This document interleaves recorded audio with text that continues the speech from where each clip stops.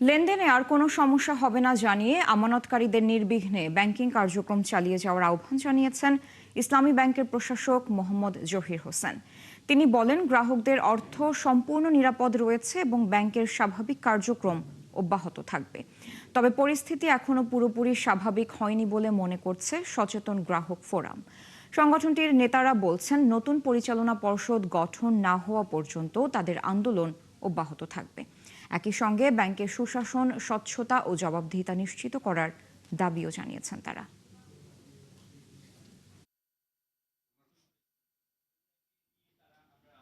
আমি তো বলেছি যে এখন আতঙ্ক আর থাকার দরকার নেই, আমরা তাদের যে চাহিদা সেটা আমরা পূরণ করব। ব্যাংকের যে ইস্যুগুলো আছে, অপারেশনাল ইস্যু এবং যেগুলো প্রায়োরিটি বেসিসে করা দরকার সেগুলি আমরা করব। এছাড়া আমাদের অন্য কোনো টার্গেট নাই, আমাদের অন্য কোনো অবজেক্টিভ নেই। আমাদের অবজেক্টিভ একটাই, সেটা হলো আমরা এই ব্যাংক যাতে আবার আস্থা ফেরত আসে এবং সেই আগের মর্যাদায় ফেরত যেতে চাই, আমরা সেটাই করব। টানা আন্দোলন আর আস্থার সংকটে 22 দিনের মাথায় আবারও ইসলামী ব্যাংকের পরিচালনা পর্ষদ ভেঙে দিল বাংলাদেশ ব্যাংক। সার্বিক দায়িত্ব দেওয়া হয়েছে কেন্দ্রীয় ব্যাংকের নির্বাহী পরিচালক জহিরুল হককে। এদিকে গেল কয়েকদিনে প্রায় 4,500 কোটি টাকা উত্তোলন করেছেন গ্রাহকরা। পরিস্থিতি সামাল দিতে 2,500 কোটি টাকার তারল্য সহায়তার ঘোষণাও দেয় নিয়ন্ত্রক সংস্থা। মেজবা হাসানের রিপোর্টে বিস্তারিত। সপ্তাহ তিনেক ধরে আন্দোলন, অস্থিরতা আর অব্যবস্থাপনার চরম দৃষ্টান্ত স্থাপন করে চলছে ইসলামী ব্যাংক। গ্রাহকদের দাবি আর কেন্দ্রীয় ব্যাংকের অবস্থান নিয়ে তৈরি হয় জটিলতা, যার প্রেক্ষিতে বাড়তি টাকা তোলার হিড়িক পড়ে প্রতিষ্ঠানটিতে। দেখা দেয় তারল্য সংকট, যা কাটাতে রোববার 2,500 কোটি টাকা সহায়তা দেয় নিয়ন্ত্রক সংস্থা। এমন পরিস্থিতির মধ্যে হঠাৎই আসে বড় পরিবর্তন। পরিচালনা পর্ষদের সাথে আলোচনার পর ভেঙে দেওয়া হয় পুরনো বোর্ড। সমস্ত দায়িত্ব দেওয়া হয় বাংলাদেশ ব্যাংকের নির্বাহী পরিচালক জহির হোসেনকে। ওইটা তো আসলে ম্যানেজমেন্টের ইস্যু না, যারা বলতেছেন সেটা হলো বাইরের একটা issue, some sort of political বা এই ধরনের কিছু ইস্যু। সেই বিষয়টা তো ম্যানেজমেন্টের সাথে ওনারা কখনোই আলাপ করবে না। এদিকে গেল কয়েকদিন ধরে টাকা তুলতে গিয়ে বিপাকে গ্রাহকরা। যেমন রাজধানীর কারওয়ান বাজার শাখায় ভিড় বেড়েছে স্বাভাবিক সময়ের তুলনায়। গ্রাহকদের ভাষ্য, চলমান বিতর্ক ও অনিশ্চয়তার কারণে অনেকেই তুলে নিচ্ছেন আমানত। নিরাপদের স্থল ছিল বলেই তো আমরা ইসলামিক অ্যাকাউন্ট খুলছি। তো এস আলম যেহেতু বাংলাদেশ থেকে হাজার হাজার কোটি টাকা লুটপাট করে নিয়ে গেছে, তার কোনো দোষর যেন এখানে ব্যাক করতে না পারে, এটা অবশ্যই আমরা দাবি রাখি। গত সপ্তাহে টাকা ঢুকছে, মানে গ্রাম থেকে পাঠাইছে। এখন দুই ব্যাংকে করলাম, তারা দিতে পারতেছে না। বিশ্বাসের জায়গাটা তো আস্তে আস্তে নড়বড় হয়ে যাচ্ছে, ঠিক আছে, কিন্তু বিশ্বাসের জায়গাটা ধরে রাখার জন্য সবাইকে আন্তরিকতা হওয়া উচিত, যে একটা ব্যাংক যাতে স্থিতিশীল থাকে এবং কাস্টমাররাও বিশ্বাসের স্থান ধরে রাখতে পারে। কেন সবাই টাকা পাচ্ছে, আমরাও টাকা ডিপোজিট করতেছি, আমরাও উত্তোলন করতেছি। তথ্য অনুযায়ী ব্যাংকটি থেকে কয়েকদিনে প্রায় 4,500 কোটি টাকা উত্তোলন হয়। আমরা গ্রাহকদেরকে এখানে যারাই আসে আমরা কম বেশি করে আমরা সবাইকে দিচ্ছি, গ্রাহকদেরকে এই মেসেজটাই দিচ্ছি যে আমাদের যে সমস্যা, এই সমস্যার খুব দ্রুত সমাধান হবে। 2-3 গুণ বেশি এটা আমরা গ্রাহকদেরকে হয় কি অনেক সময় দেখা যায় আমাদের গ্রাহকরা এই সমস্ত কারণে প্যানিকড হয়ে তারা টাকাগুলো তুলে নিয়ে এরপরে এমন সব জায়গায় তারা ইনভেস্ট করে, অথবা এমন সব মানুষের কাছে টাকা তো নিয়ে কেউ ঘরে রাখে না। গেল 24শে মে বিতর্কিত খুরশিদ আলমকে ইসলামী ব্যাংকের চেয়ারম্যান হিসেবে নিয়োগ দেওয়া হয়। এরপর থেকেই তার বিরুদ্ধে বিভিন্ন অভিযোগ তুলে আন্দোলন শুরু করেন গ্রাহকরা। শেষ পর্যন্ত চলমান অস্থিরতা ও আস্থার সংকটের মুখে আবারও পর্ষদ ভেঙে দেয় কেন্দ্রীয় ব্যাংক। মেজবা হাসান, 71, ঢাকা। দায়িত্ব নিয়ে গ্রাহকদের আশ্বস্ত করলেন ইসলামী ব্যাংকের পর্ষদ প্রধান মোহাম্মদ জহির হোসেন। স্বাভাবিক লেনদেনের প্রতিশ্রুতির পাশাপাশি আতঙ্কিত না হওয়ার আহ্বান জানান তিনি। বিপরীতে নতুন বোর্ড গঠন না হওয়া পর্যন্ত আন্দোলন চালিয়ে যাওয়ার ঘোষণা দিয়েছে সচেতন গ্রাহক ফোরাম। এ নিয়ে সবশেষ খবর জানাতে রাজধানীর মতিঝিল থেকে আমাদের সাথে যুক্ত হচ্ছেন সহকর্মী মেজবা হাসান। মেজবা, এখনই তো নিজেদের অবস্থান থেকে সরে যেতে চাচ্ছেন না আন্দোলনকারীরা, তারা কি চাচ্ছেন একটু বিস্তারিত জানাবেন এ বিষয়ে? তাদের সাথে কথা হয়েছে নিশ্চয়ই আপনার?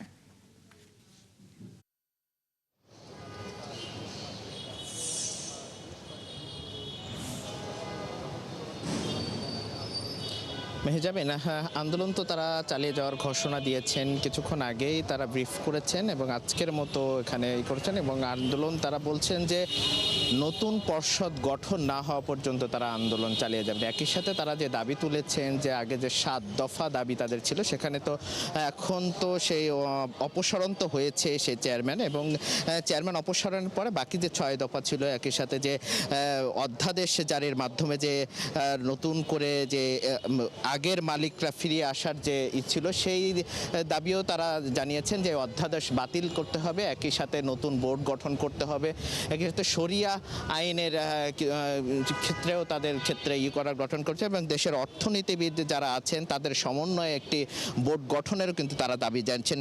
এমন 6টি দাবি এখন পর্যন্ত তারা দাবি জানিয়েছেন এবং তারা যেটি ঘোষণা দিয়েছেন যে এই পরিচালনা পর্ষদ যতক্ষণ পর্যন্ত না গঠন হবে ততক্ষণ পর্যন্ত তারা আন্দোলন চালিয়ে যাবেন।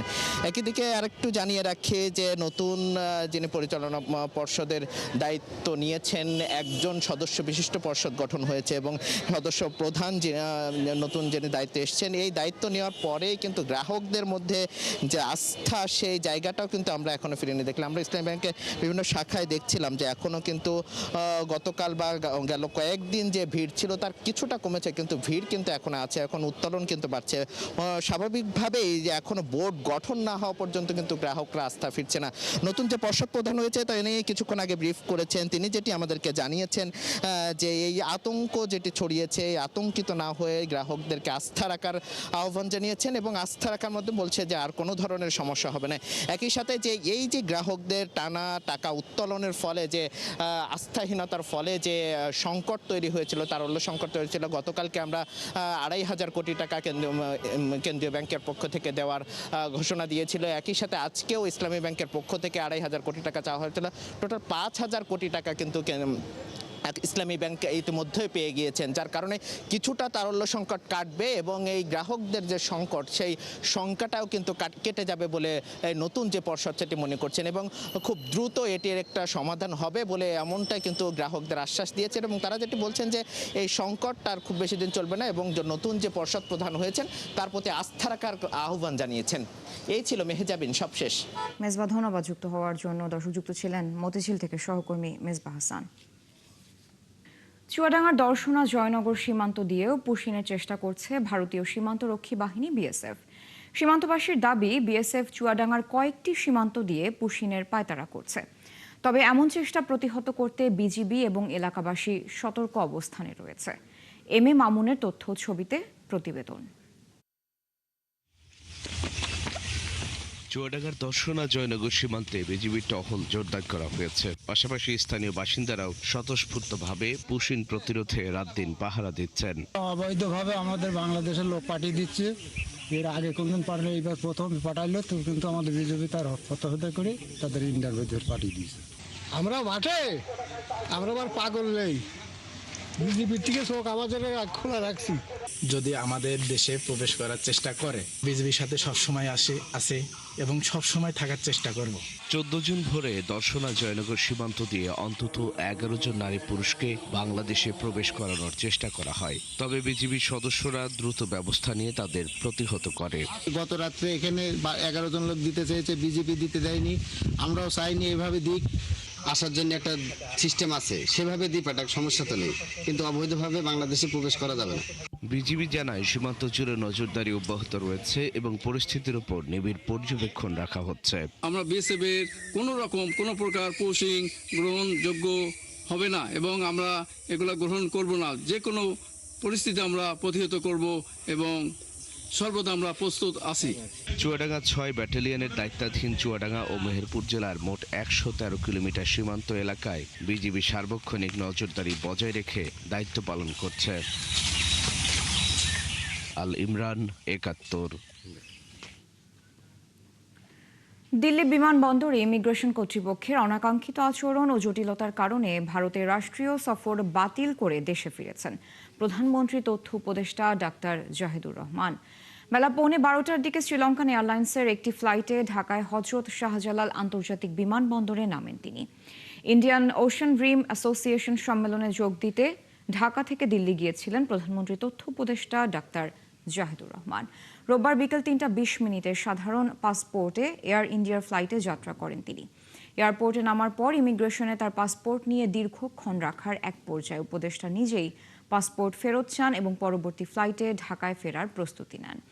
পরে আজ শ্রীলঙ্কান এয়ারলাইন্সের একটি ফ্লাইটে দেশে ফিরে শাহজালাল আন্তর্জাতিক বিমানবন্দরের ভিআইপি গেট দিয়ে বের হয়ে যান তথ্য উপদেষ্টা। এদিকে ভারতের ইমিগ্রেশন কর্তৃপক্ষের দিল্লিতে প্রবেশে বাধা দেওয়ার বিষয়ে সরকারের পক্ষ থেকে খোঁজ নেওয়া হচ্ছে বলে জানা গেছে। বিস্তারিতভাবে জানার পর কী পদক্ষেপ নেওয়া হবে সেটা ঠিক করা হবে। পুলিশের সাবেক মহাপরিদর্শক বেনজির আহমেদকে দেশে ফেরাতে আনুষ্ঠানিক কাজ শুরু করেছে সরকার। প্রত্যর্পণ প্রস্তাব তৈরি ও বিষয়টি অনুমোদন করবে স্বরাষ্ট্র মন্ত্রণালয়। এরপর পররাষ্ট্র মন্ত্রণালয়ের মাধ্যমে কূটনৈতিক চ্যানেলে এই প্রস্তাব দুবাইয়ের সংশ্লিষ্ট কর্তৃপক্ষের কাছে পাঠানো হবে।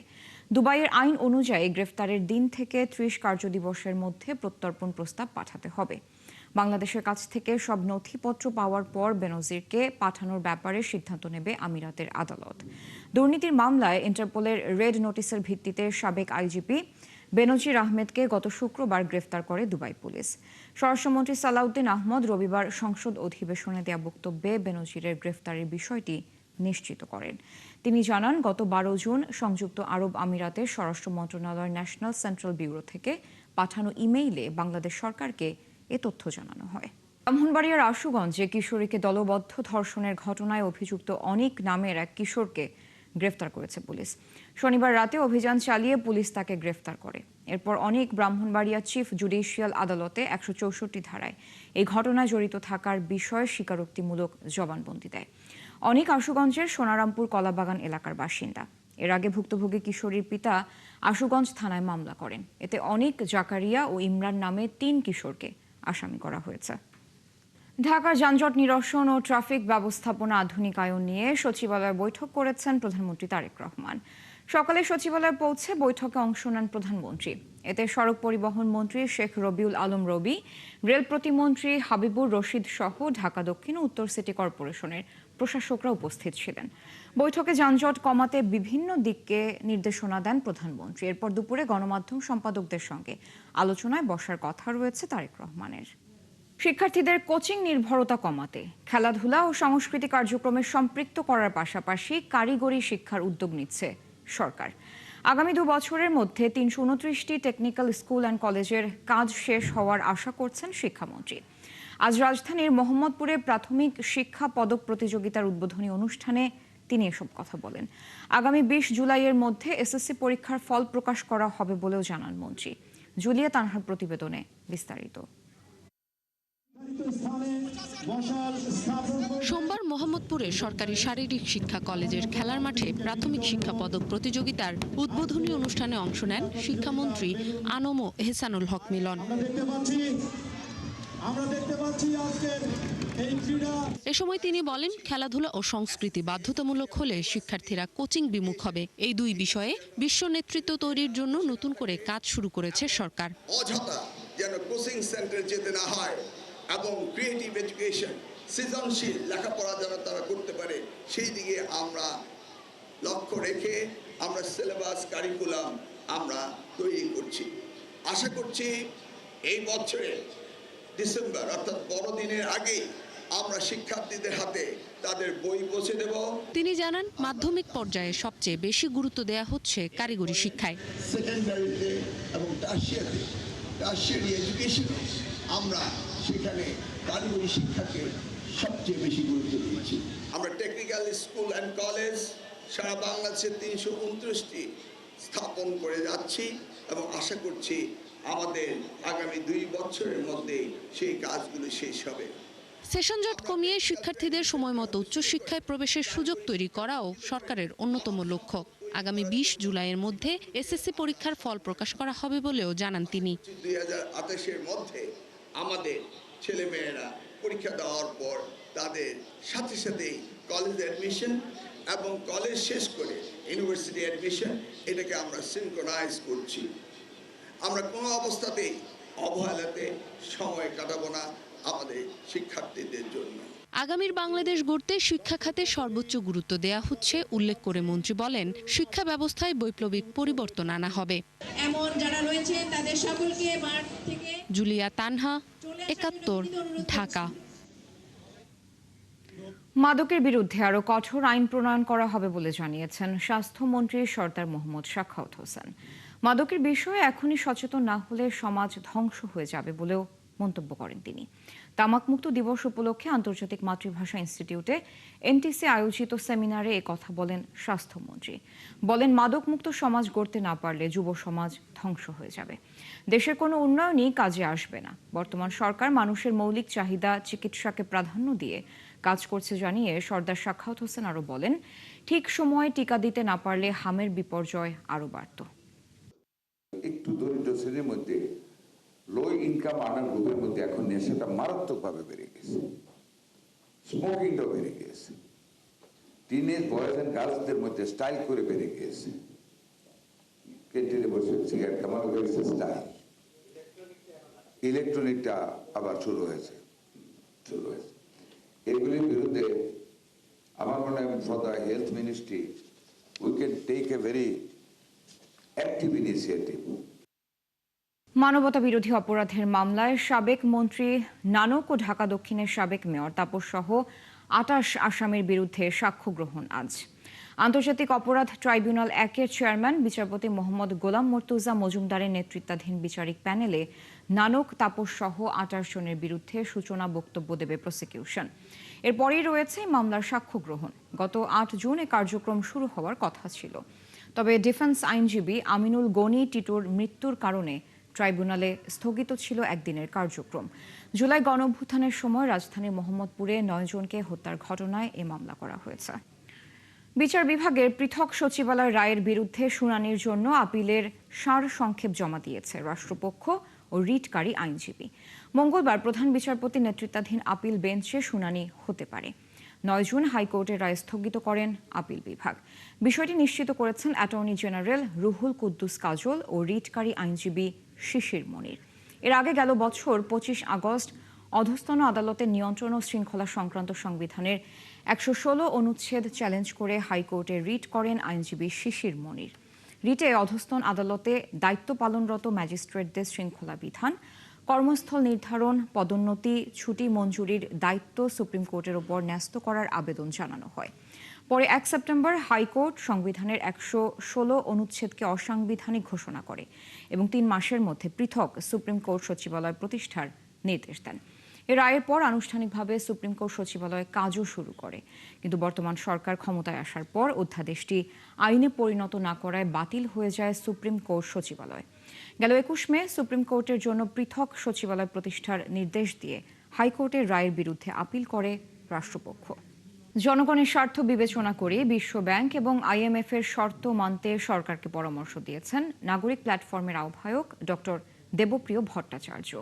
তিনি বলেন, বাজেটের অতিরিক্ত ব্যয়ের লক্ষ্যমাত্রা চাপে ফেলবে সরকারকে। দেবপ্রিয় জানান, বাজেটে মধ্যবিত্তের জন্য তেমন কোনো সুখবর নেই, উল্টো চাপে পড়বে বড় একটা জনগোষ্ঠী।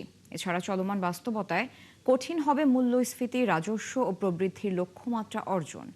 অর্থনৈতিক তথ্য উপাত্ত নিয়ে বিগত সরকারের মতো ছলচাতুরি না করার দাবি জানান অর্থনীতিবিদরা। এ সময় নতুন সরকারকে বিনিয়োগ বাণিজ্য সহজ করার পরামর্শ দেন আলোচকরা। বাজেট বাস্তবায়নের চিত্র ৩ মাস পর পর জাতির সামনে তুলে ধরতে অর্থমন্ত্রীকে আহ্বান জানানো হয়। চলছে সংবাদ সংযোগ, সরাসরি সংবাদ অনুষ্ঠান দেখতে চোখ রাখুন ৭১ ফেসবুক পেজ এবং সাবস্ক্রাইব করুন ৭১ ইউটিউব চ্যানেল। থাকুন ৭১ সাথে।